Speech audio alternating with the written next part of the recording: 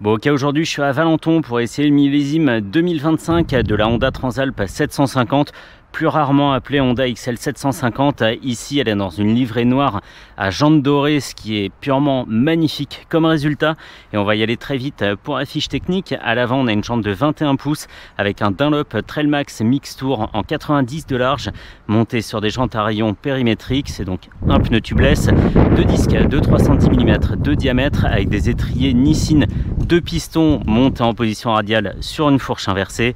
On a 16 litres 9 d'essence, 16 litres 9, 17 litres d'essence pour alimenter un bicylindre calé à 270 degrés qui développe dans sa version full, puisqu'ici elle est en version A2, je le précise, 92 chevaux à 9500 tours avec 7,7 mètres-kg de couple à 7250 tours. Tout ça est associé à une boîte 6 que l'on peut équiper ou non d'un shifter, une selle à 850 mm de haut, un ensemble qui pèse 210 kg, et à l'arrière on trouve une jante de 18 pouces avec un pneu en 150 de large, un disque de 256 mm de diamètre avec un étrier simple piston. Le prix reste inchangé, toujours 10 700 € sur la facture, ce qui est très bien pour avoir une moto qui dispose de 5 packages d'équipement en option, 5 modes de conduite et 5 nouveautés que je vais détailler tout de suite. À l'avant, on a un nouveau phare plus fin, un petit peu plus agressif pour un style plus marqué, plus affirmé, un évent dans la bulle pour plus de confort sur axe rapide. On va en juger. Des suspensions plus fermes pour plus de confort également. Il faudra le tester aussi. Un commodo rétroéclairé à gauche qu'on connaît sur beaucoup de modèles de la gamme et un TFT de 5 pouces dont la présentation a été revue et qui bénéficie maintenant de l'appairage avec le téléphone pour bénéficier du Honda RoadSync. C'est à peu près tout, on va pouvoir y aller, c'est parti. Est-ce qu'on peut mieux voir le phare? Oui, on peut mieux voir le phare. Il se résume comme ça à deux gros rectangles lumineux avec des petits sourcils pas contents. L'évent de la bulle, lui, est un trou à la base du pare-brise. Et on va voir ce que ça change. Je voudrais bien savoir aussi si suspension plus ferme veut dire suspension tape-cul. On va regarder ça et c'est pour ça que je suis pas parti de la concession absolue juste à côté, mais que j'ai choisi cette rue défoncée exprès. Allez, un peu ferme à l'arrière. Allez, méga trou.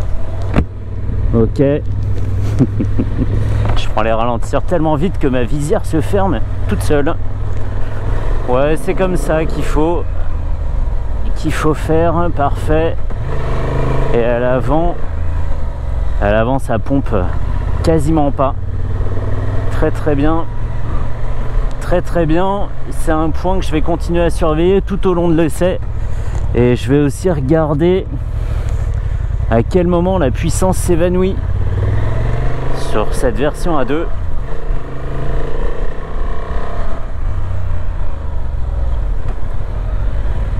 On a une moto dont la prise en main est hyper rapide. On a un guidon large et même si la selle est à 850 mm de haut, pour des gabarits moyens comme le mien et mon 1m73, c'est pas gênant du tout. J'ai les deux pieds qui touchent quasiment à plat par terre, donc aucun problème ni pour les manœuvres au ralenti, ni pour les arrêts d'urgence où il faut vite trouver un appui. Ça se passe très bien. C'est ferme mais pas trop gênant. Et je vais essayer aussi de juger de l'intérêt d'avoir mis le petit évent à la base de la bulle. Ils en font tout un speech sur le site de Honda. On va voir, c'est censé créer un flux d'air qui passe au-dessus du casque du pilote. On va voir si on peut s'en rendre compte. Sinon c'est du connu, hein. On a un petit bouton mode sur lequel je vais appuyer. Je suis passé en mode sport et c'est tant mieux. On a 5 modes de conduite, je sais plus si je l'ai dit, c'est la moto du 5 de toute façon. TFT de 5 pouces, 5 modes, 5 packages, 5 nouveautés pour 2025 exactement. Si on veut se faufiler un peu par là sans empiéter sur la ligne continue, c'est possible, ça se guide tranquillement. L'équilibre est bon. Ici j'ai une moitié de plein, donc on peut considérer que J'ai à peu près 8 litres et demi d'essence et la moto vire de façon sereine. J'en avais gardé un très bon souvenir hein, de cette Transalp 750 à sa sortie. Un bon produit pour ceux qui veulent pas forcément s'encombrer d'une grosse Africa Twin. Ça peut aussi être une question de budget hein, parce que l'Africa Twin a grossi sur la facture, là où la Transalp reste la même. Je ne touche pas les pieds par terre, je joue avec l'équilibre de la moto et c'est très bien comme ça. J'ai hâte de m'insérer. J'ai hésité longtemps hein, à essayer cette Transalp parce que je me suis dit oui bon pas énormément de nouveautés à part le phare qu'on a vu sur les différents salons, voilà, c'est pas foufou. Et puis après j'ai lu un peu la propagande de Honda et je me suis laissé convaincre que ça valait le coup, ne serait-ce que pour l'essayer en version 1.2 et en plus voir le travail des suspensions. Donc c'est ce que je suis en train de faire. C'est pas forcément la vidéo la plus intéressante, mais au moins si j'ai donné la fiche technique pour quelqu'un qui la cherche et synthétiser les grosses nouveautés de ce millésime, ça sera déjà très bien. Bouchon de cette taille à cet endroit là, j'ai jamais vu ça. Allez, je vais pouvoir m'insérer. On va voir comment se distribue la puissance et le couple,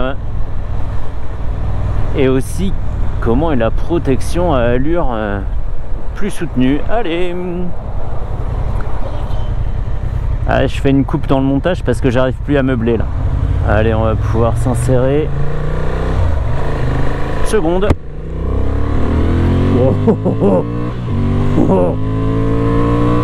Ok, au-delà de 6000, il n'y a plus grand chose. C'est pas le seul bicylindre A2 qui fait ça, donc c'est pas choquant. On a eu tellement de choses avant que on est déjà très content.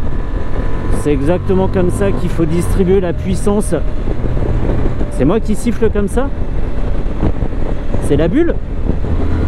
Je suis poursuivi par un fantôme? Il y a un fantôme hurleur quelque part ici, ça fait ouh. Non, c'est passé. Ok, bah, hyper chelou. Non, c'est pas la bulle visiblement, ou alors c'était peut-être conjugué avec certains vents que j'ai eu avant, mais c'est bon. Ok, donc je disais que la puissance, elle est exactement où il le fallait. De 0 à 6000 tours, c'est ce qu'on exploite le plus souvent. Et après, c'est juste pour se stabiliser avec quelques relances de temps en temps. C'est très bien, c'est comme ça qu'on veut bénéficier de la puissance, surtout quand on a un à 2.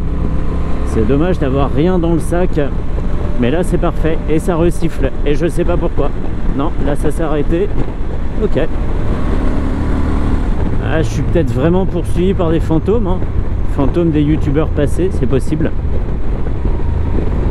Non, bah très bien, très bien. Je sais pas pourquoi la bulle siffle. La protection est bonne, hein. Il n'y a pas de problème. On entend les turbulences plus qu'on ne les sent, ça secoue absolument pas la tête. Il y a du bruit parce qu'on roule à l'air libre, hein. Ça c'est normal, on l'a accepté depuis bien longtemps nous les motards. Zéro pression sur le torse, une position de conduite qui est toujours très bonne, le dos droit et les épaules détendues, les pieds légèrement en arrière et un petit peu haut, mais absolument pas gênant, ça va bien avec l'ensemble. On a une position tout à fait cohérente, donc c'est très bien. On peut quand même se faufiler, même si c'est une moto assez large, elle le fait avec plaisir.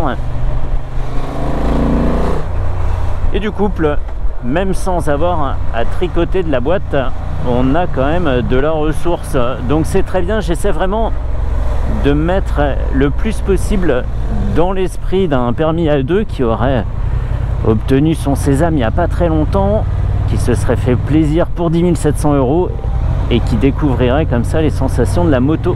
On va se faufiler, hop. La jante de 21 pouces crée pas un effet gyroscopique trop présent et la moto est pas feignante du train avant, donc ça c'est bien. Ah, ça se faufile bien, hein. Je comprends pas pourquoi on voit pas plus de jeunes en Transalp.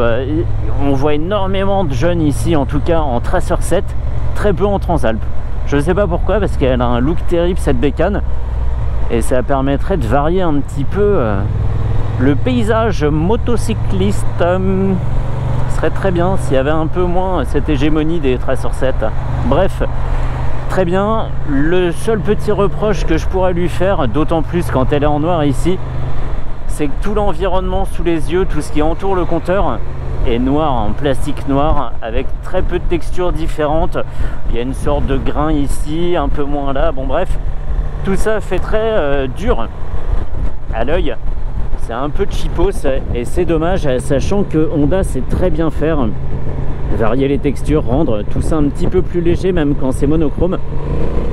Mais là l'effort n'a pas été fait. Je redétaille pas ce qu'on trouve sur l'écran, hein, c'est classique, hein, vitesse, régime, zone rouge à 10 000, indicateur de rapport engagé, jauge à essence, information au milieu qu'on peut faire défiler et toutes les icônes de la synchronisation à droite.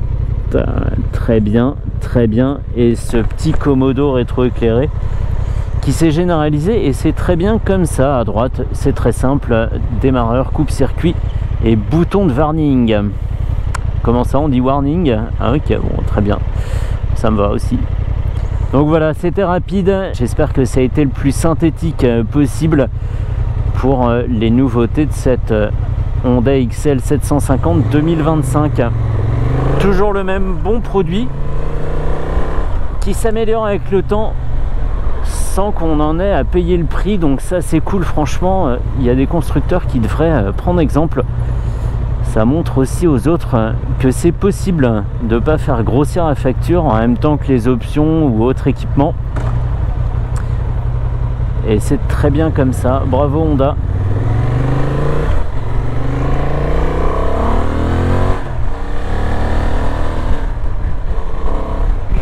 Yes. Elle a tellement la pêche, c'est tellement plaisant.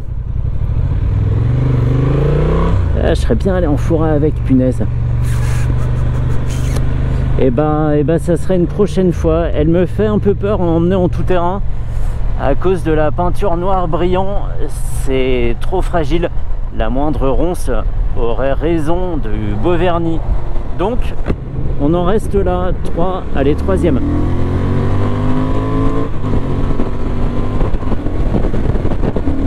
Yes, on s'y croit trop. On s'y croit trop. On va vite en plus, hein. Mais on s'y croit vraiment bien. La protection de la bulle, oui, on peut en juger facilement parce que comme on n'a pas de pare-main, on sent très bien le vent qui est frontal sur les poignets, qui remonte le long des manches, et absolument aucune turbulence ici dans une zone qui a la forme fantôme de la bulle, en très gros. Hyper plaisant. Et ici en 6ème, un moteur qui broute pas, même quand on est un peu bas en régime. C'est très bien aussi.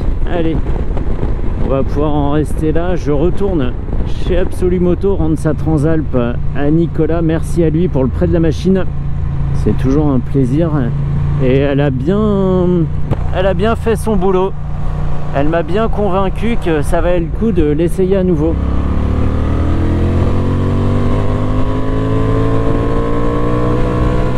Effectivement, au-delà de 6500 tours, il n'y a plus grand chose dans le sac. Nickel, nickel. Allez, retour à Valenton, terminé, et jeudi prochain, quelque chose d'autre.